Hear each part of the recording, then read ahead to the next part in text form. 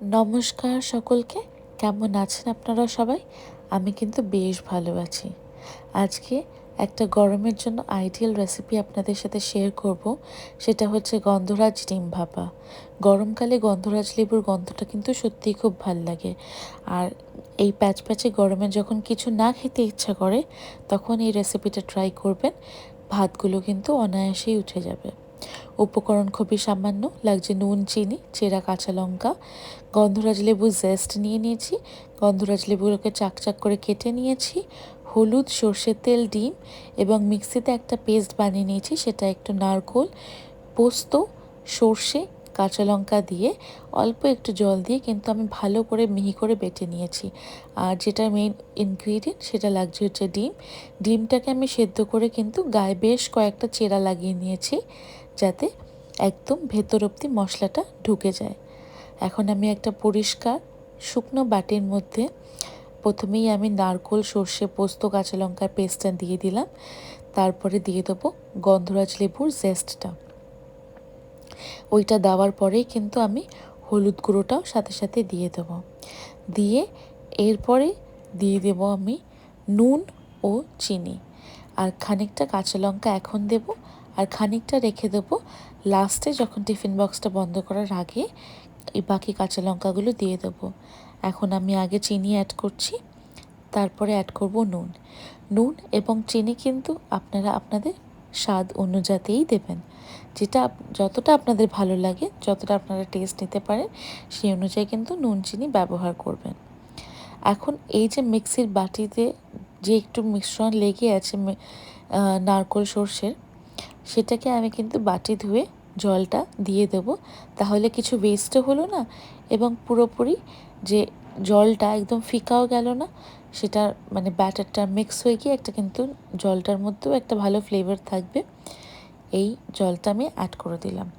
এরপরে আমি একটা চামচের সাহায্যে কিন্তু ভালো করে মিক্সার মানে যে ব্যাটারটা আছে সেটাকে মিক্স করে নেব। মিক্স করে নেওয়ার পরে কিন্তু এরপরে আমরা অ্যাড করব হচ্ছে সর্ষের তেল। এই রান্নাটা কিন্তু অবশ্যই সর্ষের তেল দিয়ে হবে।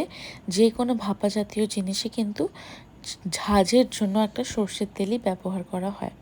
আমি এখানে ফরচুন কাচ্চিঘানি ব্যবহার করছি। আপনারা আপনাদের মানে যেই ব্র্যান্ডটা ইউজ করেন সেটাই ব্যবহার করবেন। আর এর মাঝখানে আমাকে কমেন্ট করে জানান তো কারা কারা এগিটেরিয়ানস আছে বা এগ লাভার্স আছে আমার চ্যানেলে। যদিও চ্যানেলের মেম্বারের সংখ্যা খুবই কম, কিন্তু তাও আমার একটু ভালো লাগবে জানলে যে কারা কারা ডিম ভালোবাসে আমার মতন। অবশ্য আমি খাদ্যরসিক, তো আমি সবই ভালোবাসি, ডিম, মাছ, মাংস, কিন্তু অনেকেই তো শুধু ডিম খান। তো নিশ্চয়ই আমাকে কমেন্ট করে জানাবেন। এখন আমি ডিমগুলোও দিয়ে দিয়েছি। ডিমগুলো দেওয়ার পরে আমি কিন্তু ওপর থেকে ভালো করে এই মিশ্রণটা ডিমের গায়ে লাগিয়ে দেবো, যাতে মশলাটা একদম ভেতর অবধি ঢুকে যায়। এই রান্নাটায় এই মিক্সিং ছাড়া কিন্তু আর কোনো বিশেষ খাটনি নেই। তার কারণ একবার টিফিন বক্সের মুখ বন্ধ হয়ে গেল মানে আপনার কোনো নাড়ানাড়ি মানে ঝাড়াঝুড়ি কিছুর ঝামেলা থাকবে না। কোনো ইনগ্রিডিয়েন্ট অ্যাড করতে হবে না কিছু। এই রান্নাটা এতটাই সহজ, মানে ব্যাচেলাররাও কিন্তু বানিয়ে আরামসেই খেতে পারবে। এখন আমি ভালো করে ডিমগুলোর ওপরে মিশ্রণটা দিয়ে দেওয়ার পরে চাকচাক করে যে লেবুগুলো কেটে রেখেছিলাম সেগুলো এখন আমি কিন্তু এই বাটিটার মধ্যে দিয়ে দেবো। এখন এইগুলো দেওয়ার পরে আমি দেব হচ্ছে যে বেঁচে থাকা কাঁচা লঙ্কাগুলো ছিল সেগুলো, ওইগুলো দিয়ে দেওয়ার পরে আর বিশেষ কিচ্ছু না, দেবো একটু সর্ষের তেল এবং টিফিন বক্সের মুখটা তারপরেই বন্ধ করে দিয়ে ভাপে বসিয়ে দেবো। রান্নাটা কিন্তু আরামসে মাইক্রোওভেনেও হতে পারে, কিন্তু আজকে আমি কড়াইয়ের মধ্যেই ভাপ দিলাম। এই সর্ষের তেল আমি দিয়ে দিলাম। এরপরে কিন্তু কোনো নাড়ানাড়ি হবে না, সিধা টিফিন বক্সের মুখ কিন্তু আমি বন্ধ করে দেবো। তারপরে কড়াইয়ের মধ্যে আগে গ্যাসটা জ্বালাবো, কড়াইয়ের মধ্যে অল্প একটু জল দিয়ে বাটিটা বসিয়ে কিন্তু ঢাকা দিয়ে দেবো।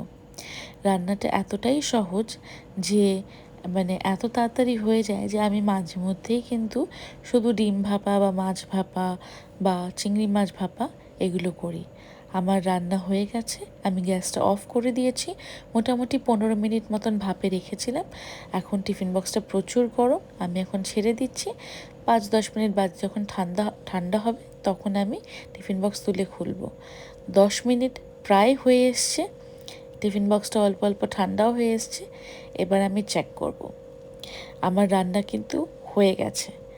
আপনারা জানাবেন আপনাদের রেসিপিটা কেমন লাগলো। আর আমার চ্যানেলটা যদি ভালো লেগে থাকে প্লিজ সাবস্ক্রাইব করে নেবেন আর বেল বাটনটা দাবিয়ে নেবেন, যাতে যে কোনো ভিডিও আপলোড করলেই কিন্তু নোটিফিকেশন চলে যায়। লাস্টে আমি কি করব, লাস্টে এর মধ্যে একটু লেবুর রস অ্যাড করে আর আরও কিছু আমি গন্ধরাজ লেবুর ওরকম রিং বানিয়ে রেখেছিলাম, সেগুলো দিয়ে কিন্তু আমি রেখে দেবো। ভাত পাতে ওই লেবুগুলো চটকে খেলেও কিন্তু খুব ভালো লাগবে। লেবুগুলো থেকে একটু রস বার করে আমি কিন্তু ডিমের মধ্যে দিয়ে দিচ্ছি। অপূর্ব সুন্দর গন্ধ বেরোয়, একটা ঝাঁজ থাকে হালকা, একটা সুন্দর লেবুর একটা রিফ্রেশিং স্মেল থাকে। সব মিলিয়ে কিন্তু রান্নাটা খুব ভালো হয়। আর গন্ধরাজ লেবু তো প্রত্যেকটা বাঙালিরই ফেভারিট। তো নিশ্চয়ই বাড়িতে এই রেসিপিটা ট্রাই করবেন, আর ট্রাই করে কিন্তু আমাকে কমেন্টে অবশ্যই জানাবেন।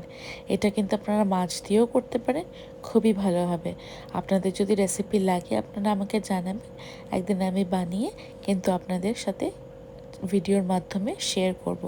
রান্নাটা কেমন লাগলো নিশ্চয়ই জানাবেন।